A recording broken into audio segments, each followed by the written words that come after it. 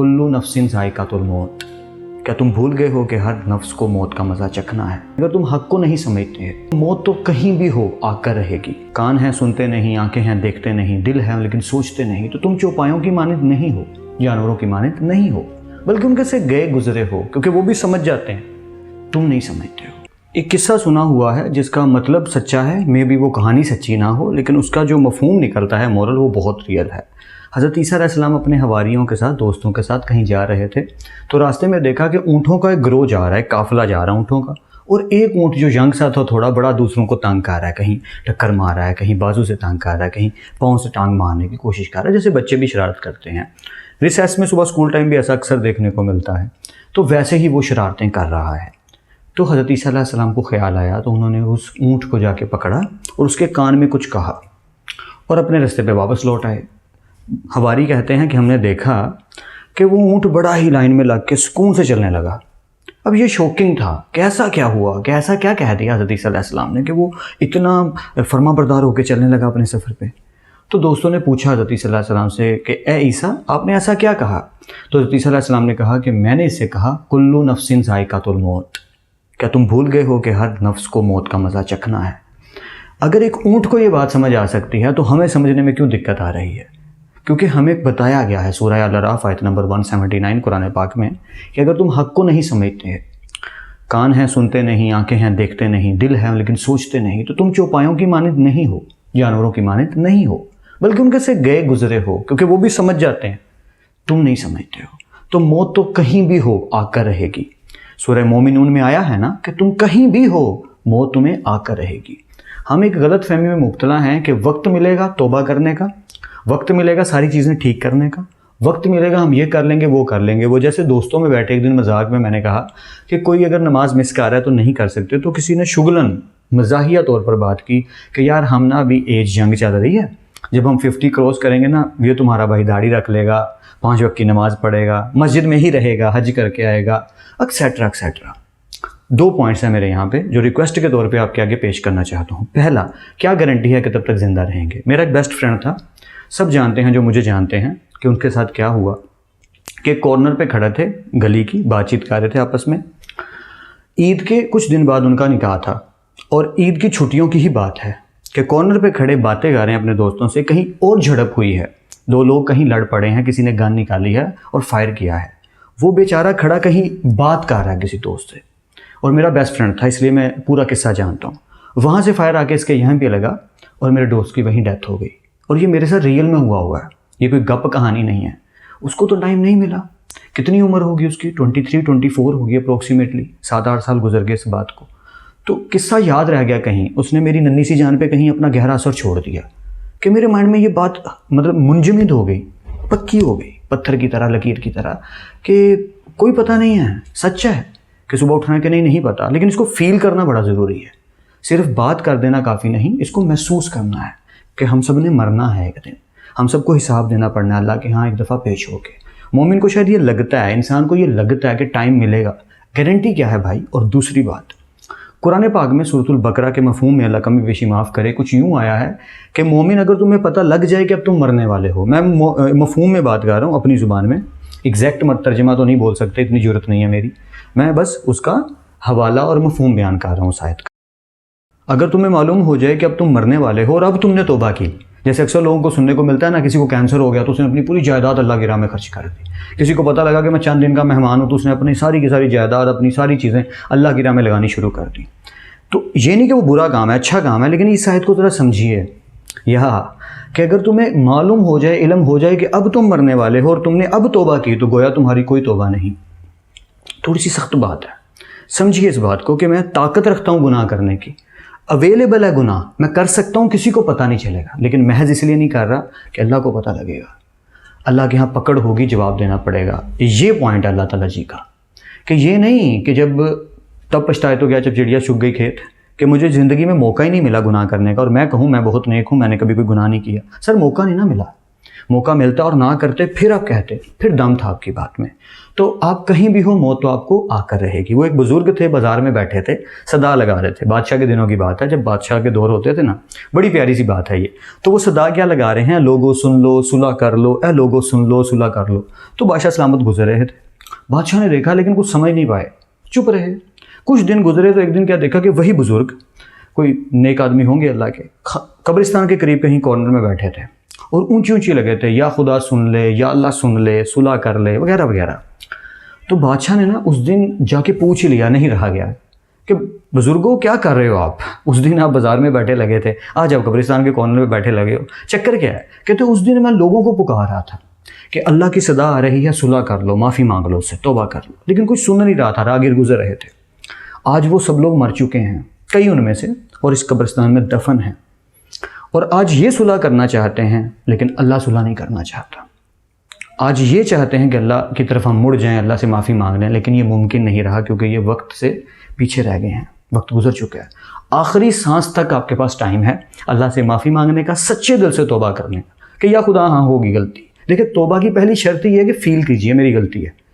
अगर आप अपनी गलती फ़ौरन मान लें तो इससे अच्छी बात ही कोई नहीं है, क्योंकि खता तो होगी। हज़रत यूनुस अलैहिस्सलाम से हो सकती है, ला इलाहा इल्ला अंता सुब्हानका इन्नी कुन्तु मिनज़ ज़ालिमीन, और उस चीज़ से हमें ये दुआ मिल सकती है कि मैं तो खता का पुतला हूँ, इंसान हूँ, आप ही मेरे मैन्युफैक्चरर हो, अल्लाह ताला जी आपने ही मुझे बनाया है, आप जानते हैं मैं खता करूँगा। आपकी ज़ात है, सिर्फ अल्लाह ताला की एक ऐसी ज़ात है जो गुनाहों से पाक है। देखिए कितनी प्यारी दुआ है कि या खुदा बेशक सिर्फ तू गुनाहों से पाक है, मैं तो इंसान हूँ, तेरा ही बनाया हुआ हूँ, खता का पुतला हूँ, करूँगा ही गलती, तेरी मेहरबानी मुझे माफ़ कर दे। तो हमें अल्लाह से माफ़ी मांगनी है, एक्सेप्ट करके तौबा करनी है, आखिरी सांस तक टाइम है। कोशिश कीजिए कि मौत को याद करते रहिए। अक्सर होता था कि नबी पाक सल्लल्लाहु अलैहि वसल्लम की बड़ी प्यारी हदीस पाक है कि आप कहते हैं, अल्लाह कमी बेशी माफ़ करे, कि दिल के ऊपर ना जैसे सर्दियों में बर्फ़ पड़ती है ना, ऐसे बर्फ़ पड़ती रहती है, तो दिल को झिड़कते रहा करो, बर्फ़ उतारते रहा करो। तो सहाबा कन्फ्यूज़ हो गए और उन्होंने पूछा, या रसूलुल्लाह सल्लल्लाहु अलैहि वसल्लम कि कैसे झिड़का करें, कैसे उतारा करें? तो आप सल्लल्लाहु अलैहि वसल्लम ने फरमाया कि आपस में कसरत मौत का जिक्र करके, मौत का जिक्र किया करो। दिल पे जंग आ जाता है, जंग उतारा करो। फिर सेम क्वेश्चन, कैसे उतारा करें? मौत का जिक्र किया करो, आपस में डिस्कस किया करो कि हमने मर जाना है। तो कुल्लू नफ्सिन ज़ाइक़ातुल मौत को हमने हर टाइम अपने ब्रेन में याद रखना है कि एक दिन मैं दुनिया से चला जाऊँगा, मैं कुछ ऐसा करूँ कि मेरे होने से ये दुनिया एक बेहतर जगह है। हो नहीं सकता कुछ भी, मैं कुछ नहीं कर पाऊँगा, मेरे से कुछ भी अच्छा नहीं हो पाएगा, मैं ये जानता हूँ, फिर भी मैं इस जद्दोजहद और मुशक्क़त में लगा हूँ कि मैं सारी चीज़ें ठीक करने की कोशिश में लगा रहूँगा जितना मुझसे हो सकेगा। हम में से कई लोगों को लगता है कि ज़िंदगी का कोई मकसद नहीं समझ आ रहा, तो मकसद समझिए। सूरह मोमिनून में बड़ी प्यारी सी एक बात आई है कि गोया तुमने कहीं ये तो नहीं सोच लिया, अल्लाह कमी बेशी माफ़ करे, मफ़हूम भी बता रहा हूँ, गोया तुमने कहीं ये तो नहीं सोच लिया कि तुम्हें बेमकसद पैदा किया गया है, या देयर इज़ सम प्लान, आप यहाँ पे हो, इसकी कोई वजह है। अब आपने अपना बेस्ट परफॉर्म करना है और आपको पता होता है कहीं ना कहीं, छठा दिमाग, सिक्स सेंस बता रही होती है कि आप अपना बेस्ट परफॉर्म कर रहे हो कि नहीं। मैं अक्सर एक लाइन बोलता हूँ जो मुझे अपनी ही लाइन लिखी बड़ी पसंद है कि अपनी तीसरी आँख खुली रखा करो, या अपना ब्रेन ये हर टाइम अवेयर रहना चाहिए, अवेक रहना चाहिए, जागा रहना चाहिए। कुरान पाक को महज इसलिए नहीं रख दिया जाइए कि मैयत के लिए है जी, ये हम यूज़ सिर्फ तब करेंगे जब कोई मर जाएगा शख्स, तो हम उसके लिए कुरान पाक पढ़ के फूंक दिया करेंगे कि ये तुम्हारे काम आएगा। देखिए एक चीज़ ज़िंदगी के लिए आई है, हम उसे सिर्फ मैयत के लिए प्रोटोकॉल को लिए तो नहीं छोड़ सकते। मतलब आप ये समझ लीजिए कि क्या कुरान पाक, अहादीस, ये सारी की सारी क्या एक फंक्शनल थिंग है कि जी जब रमज़ानुल मुबारक आएंगे हम तरावियाँ पढ़ लेंगे, जब कोई शख्स मर जाएगा तो जनाजा पढ़ दिया जाएगा। तो ये तो एक कल्चरल चीज़ फिर हो गई, रूहानी चीज़ कहाँ हुई, स्पिरिचुअलिटी कहाँ गई इसकी? तो रूहानियत का जो असर है वो तब होगा जब कुरान पाक को समझा जाएगा। इसीलिए हदीस में क्या आया है, तुम में से बेहतर वो है जिसने कुरान सीखा और दूसरों को सिखाया। ये नहीं आया जिसने कुरान पढ़ा और दूसरों को पढ़ाया। जैसे कि हम अक्सर कहते हैं कि बड़ी खुशकिस्मती है जी, कुरान पाक दुनिया की वाहिद किताब है जो दुनिया में सबसे ज़्यादा पढ़ी जाती है, और उसके साथ बदकिस्मती भी ऐड है। ये वाहिद किताब है जो दुनिया में सबसे ज़्यादा पढ़ी जाती है बिना समझे। अक्सर सुबह ट्रैक्टर्स वाले, ट्रालियों वाले, परचून वाले, पंक्चर लगाने वाले, हर एक ने, दूध की शॉप चलाने वाले, सब ने कुरान पाक लगाया होता है। और मैंने कई बार देखा है कि वहाँ कुरान पाक तलावत हो रहा है और यहाँ गालियाँ दी जा रही हैं। कुल हु अल्लाहु अहद, कह दो कि अल्लाह एक है। कह दिया भाई अल्लाह एक है, मैंने एक आयत का तर्जुमा समझ लिया, बंद कर दिया कुरान पाक, मेरा काम हो गया। अब नेक्स्ट रोज़ाना एक आधी आयत समझी, सीखी, उस पर अमल करने की कोशिश की, दूसरों को बताने की कोशिश की, और ज़िंदगी के मकसद सेट कीजिए। You should have plans.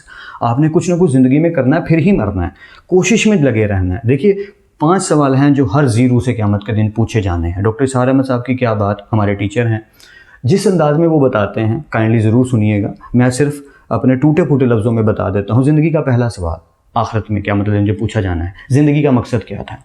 लीजिए, आप मेरे और हम जैसे आम लोग तो गए, क्योंकि हमारी ज़िंदगी का मकसद ही कोई नहीं है। मैंने अक्सर लोगों को कहते सुना है कि मेरे पोते की शादी हो जाए फिर मैं मर जाऊँ, मेरी सारी बेटियां ब्याह दी जाएँ फिर अल्लाह बेशक मुझे उठा ले। मैं एक दफ़ा हज कर रहा हूँ, तुम दुनिया में हज करने, बेटी की शादी करने, बेटों की शादी करने, बच्चों को पढ़ाने लिखाने इसलिए आए थे, इसलिए भी आए थे। बात को समझ रहे हैं ना आप? आपने हर एक छोटी छोटी चीज़ का ख्याल करना है। बिल्ली को दूध मिला है कि नहीं, छत पे बाजरा पानी रखा हुआ कि नहीं, आपके जाने से दुनिया को कोई कितना का फ़र्क पड़ रहा है।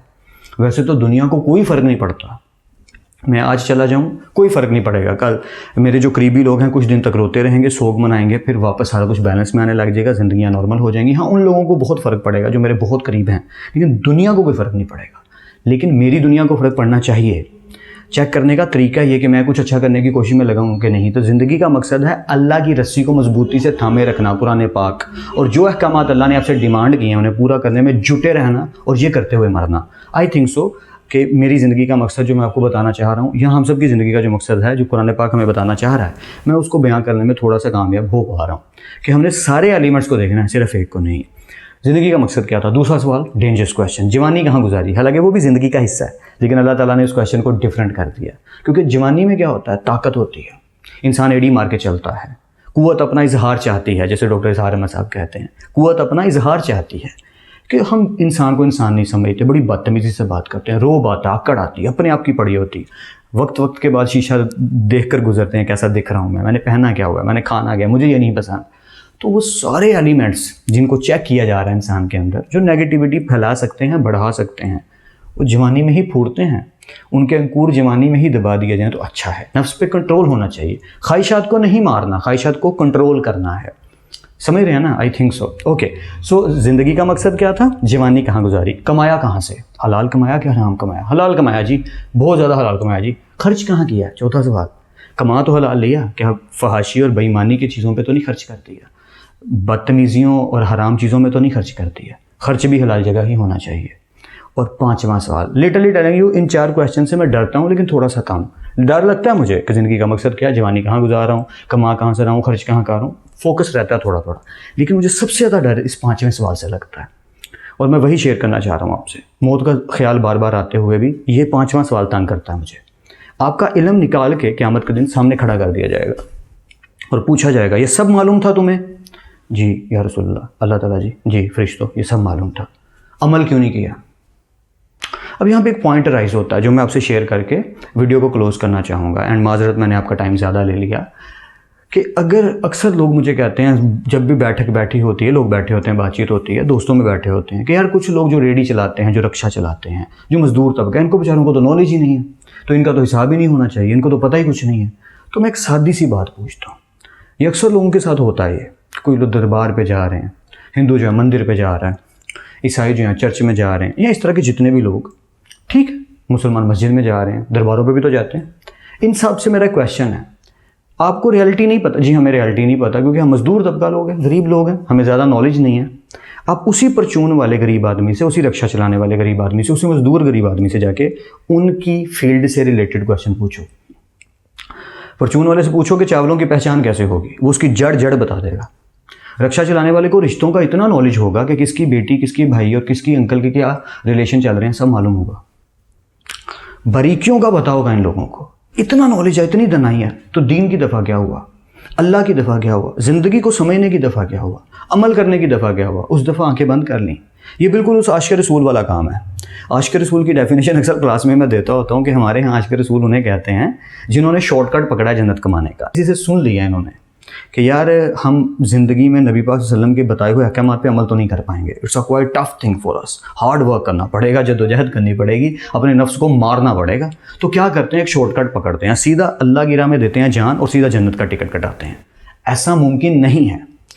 देखिए, आशिक़ रसूल, इश्क की डेफिनेशन को पहले समझिए कि इश्क होता क्या है। जब किसी पर्सनैलिटी, नबी पाक सल्लल्लाहु अलैहि वसल्लम का कितना बड़ा कितना बड़ा एहसान है, मेरे लफ्ज़ कांप रहे हैं। इतना बड़ा एहसान है इस इंसानियत पे कि उन्होंने मुझे बताया माँ क्या है, बहन क्या है, बेटी क्या है, भाई क्या है, दोस्त क्या है, फादर क्या है, रिलेशंस क्या हैं। नबी पाक सल्लल्लाहु अलैहि वसल्लम से तो पता चला, उनसे ही पता चला कि ज़िंदगी के असूल क्या होंगे, किससे बेईमानियों से मुआशरा बचेगा। अगर किसी को कुछ नहीं पता हो तो क्या हाल हो सकता है, सीजन्स और मूवीज़ में देखने को मिलता है। तो मैं ध्यान देता हूँ कि अगर इस्लाम का नहीं पता, कोई निज़ाम नहीं है, तो इंसान तो जानवर से वाकई बदतर है, क्योंकि उसके अंदर एजुकेशन नहीं है, उसके अंदर तालीम नहीं है कि भाई है मेरा, तमीज़ से बात करनी, फादर है मेरे, अदब से बात करनी, माँ है मेरी, इनके आगे तो ऊंची आवाज़ में मैं बोल तक नहीं सकता, बीवी है मेरी, पाँव दबाने हैं, हाथों से खाना खिलाना है, मैंने ख्याल रखना है, छोटी छोटी चीज़ें। समझ रहे हैं ना बात को? तो इतना बड़ा एहसान है नबी पाक सल्लल्लाहु अलैहि वसल्लम का हमारी पूरी की पूरी इंसानियत पे, सिर्फ मेरे किसी पे नहीं, पूरी इंसानियत पे। तो उस हस्ती की चीज़ों से, उनकी बातें पढ़ के, उनसे इंप्रेस हो के उनसे हमें प्यार होने लगा।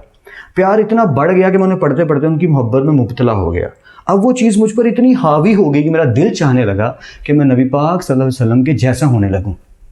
सईयों नी मैनू रांझा आखो हीर ना आखो कोई, हीर अपनी दोस्तों से कह रही है कि सईयों नी मैनू रांझा आखो हीर ना आखो कोई, कि इश्क में हम चाहते क्या है कि हम उस जैसे हो जाएं, हम वो हो जाएं जो वो है, तब जाके इश्क का कोई एक पॉइंट टच होता है। ये होता है आशिक़ रसूल कि मैं नबी पाक सल्लल्लाहु अलैहि वसल्लम की मोहब्बत में इतना मुब्तला हो गया हूँ, इतना झोंक दिया मैंने खुद को उस हस्ती के अंदर कि मैं वैसा ही बनने लगा हूँ, हर चीज़ मेरी वैसी होने लगी है। और यहाँ महज गेटअप अडॉप्ट करके सोच लिया जाता है कि हम नबी पाक सल्लल्लाहु अलैहि वसल्लम के इश्क में मुब्तला हो गए हैं। It's a quite tough thing sir. हर एक चीज़ को नबी पाक सल्लल्लाहु अलैहि वसल्लम के अकॉर्डिंग देखकर उस पर अमल करना पड़ेगा, तब जाके आशिक़ रसूल के आइन की एक छोटी सी डंडी भी शायद हासिल हो, शायद, क्योंकि आशिक़ रसूल बनना तो बहुत बड़ी चीज़ है। हम खाली फ़कीर ही बन जाएं, बहुत बड़ी बात होगी। तो मैं कहना बस ये चाह रहा था, सॉरी बात कहीं की कहीं चलेगी, माजरत है उसके लिए, कि मौत को याद रखना है रोज़ाना। जब भी दोस्तों में बैठो आखिरत का ख्याल करो, क्योंकि मुझे एक बात याद है कि तुम्हारा दोस्त कौन है, जब भी तुम उससे मिलो तो तुम्हें अल्लाह की और आखिरत की याद आए।